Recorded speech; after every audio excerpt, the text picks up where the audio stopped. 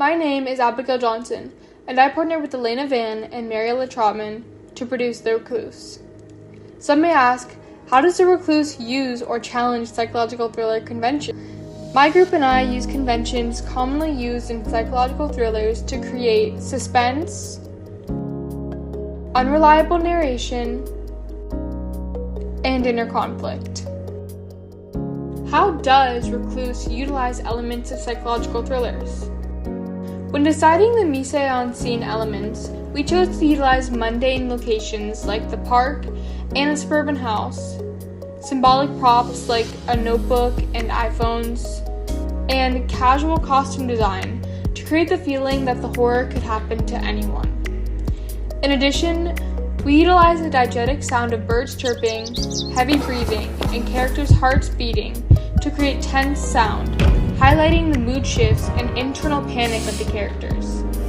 When deciding camera angles and movements, we mainly utilize POV shots and eyeline matches to put the audience in the perspective of the characters, increasing tension. One of the hardest editing techniques we utilized for the film was graphic matches. Yet, they paid off because they were key in morphing the distinctions between fantasy and reality. We pushed forward the film by focusing on unstable mental states of our main character. Themes of paranoia and an unreliable narrator are built throughout the film by turning a happy dream into a dark nightmare that never seems to end. How does it represent social groups or issues?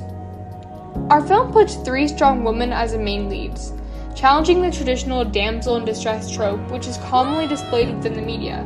By placing a lonely, often isolated woman in the driver's seat, the narrative challenges the acceptable ways women should act. How does our film engage with audiences? My film appeals to older audiences around the age of 15 to 50 years old who enjoy deciphering complex, emotionally intense narratives. Our 2 clips engage the audience by connecting an intense narrative to real-world problems. The goal of the film is to make people think about how the conflicts within the film relate to their own life.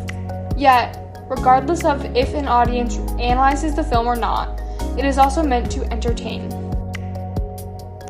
How would it be distributed as a real media text? In the real world, my film would be distributed through streaming services and marketed via social media platforms. We'd have to work through a licensed agent, producer, or manager within a streaming service to pitch our film and stream with that service. Personally, I think our film would fit with audiences on Netflix or Amazon Prime because they're more popular with our target audience of 15 and 50 years old. How did my production skills develop through this project? Throughout this project, my production skills went from no knowledge to a basic understanding of the filmmaking process. This project put me in control of every aspect of the production process. I learned how to plan, direct, produce, and edit a film.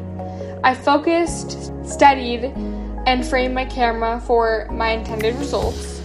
I learned how to utilize a mic, remove unwanted sound, and input optimal sound. I learned how to instruct my teammates to act and speak with the intent of setting the right tone for our audience and properly displaying our message. Editing was a big hurdle we overcame. This was the first film I've ever edited, so I played with and learned how to cut our clips and input them to run the movie smoothly. I researched and input filters to create a color design that contributed to the tone. In addition, I learned how to organize, transfer, and convert files to input into our editing software, WeVideo.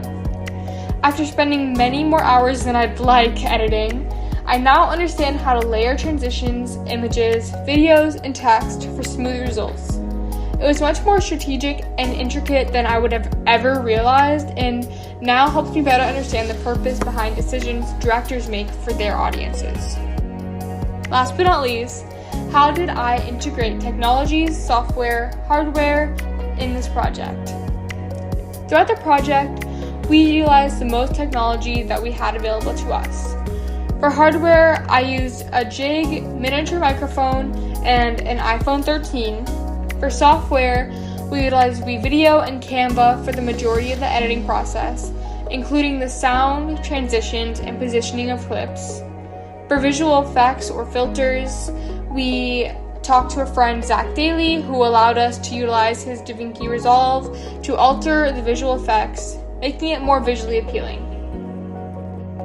Overall, despite our many setbacks while producing the film, I found it very rewarding to put everything together and see everything we accomplished. I hope you enjoyed the film too. Thank you so much.